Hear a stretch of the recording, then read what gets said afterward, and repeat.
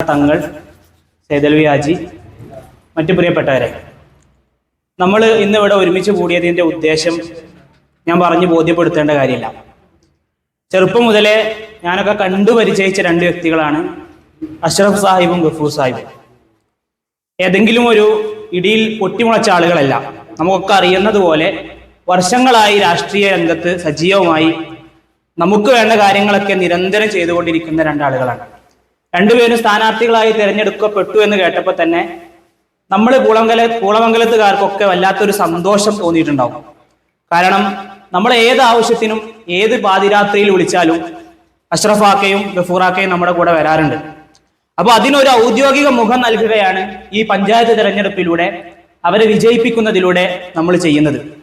നമ്മളെ കൊണ്ട് ചെയ്യാൻ കഴിയുന്ന കാര്യം ഇപ്പൊ നിങ്ങൾ ആരോട് ചോദിച്ചു നോക്കൂ, ജയിക്കുമെന്നുള്ള കാര്യത്തിൽ ആർക്കും ഒരു സംശയമില്ല. പിന്നെ നമ്മൾ എന്തിനാണ് പ്രവർത്തിക്കേണ്ടത്? നൂർ സാഹിബ് പറഞ്ഞതുപോലെ നല്ല ഭൂരിപക്ഷത്തോടു കൂടി പഞ്ചായത്തിലെ തന്നെ ഏറ്റവും കൂടുതൽ ഭൂരിപക്ഷം കിട്ടിയ സ്ഥാനാർത്ഥിയായി ഗഫൂർ ഖാനെയും അതുപോലെ തന്നെ ബ്ലോക്കിലെ ഏറ്റവും നല്ല ഭൂരിപക്ഷത്തോടു കൂടി അഷ്റഫ് ഖാനെയും വിജയിപ്പിക്കുക എന്നുള്ളതാണ് നമ്മുടെ ലക്ഷ്യം. അള്ളാഹു സുബ്ഹാനഹു വ തആല നമുക്ക് അതിന് തൗഫീഖ് നൽകുമാറാകട്ടെ. അപ്പൊ നമ്മളൊക്കെ ഒരുപാട് തിരക്കുകളും ഒരുപാട് പരിപാടികളൊക്കെ ഉള്ള ആളുകളാണ്. നമ്മളെ കൊണ്ട് കഴിയുന്നത് പോലെ കുറഞ്ഞ സമയം ഈ ഒരു തെരഞ്ഞെടുപ്പിന് വേണ്ടി നീക്കി വെക്കുക എന്നുള്ളതാണ് നമ്മൾ ചെയ്യുന്ന ഏറ്റവും വലിയ കാര്യം. തെരഞ്ഞെടുപ്പ് എന്ന് പറയുന്നത് ജനാധിപത്യ പ്രക്രിയയാണ്. അതിന്റെ ഭാഗവാക്കാകാൻ നമ്മളെ കൊണ്ട് കഴിയുന്ന രീതിയിൽ നമ്മൾ ശ്രമിക്കണം. നമ്മുടെ ഒരു വോട്ടിന്റെ വാല്യൂ എത്രമാത്രം ഉണ്ട് എന്നുള്ളത് ഞാൻ പറയേണ്ട കാര്യമില്ല.